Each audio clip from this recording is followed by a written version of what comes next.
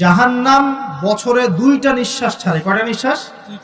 একটা নিঃশ্বাস গ্রীষ্মকালে যখন প্রচন্ড দাবদাহ চলে, ওইটা হচ্ছে জাহান্নামের নিঃশ্বাসের ফসল। ওই প্রভাবে পৃথিবীতে এরকম দাবদাহ চলে। এই সায়েন্স বিশ্বাস করবে? করবে না। ওর বিশ্বাসের আমার যায় আসে না। আল্লাহ পাক বলেছেন সত্য, রাসূল বলেছেন সত্য।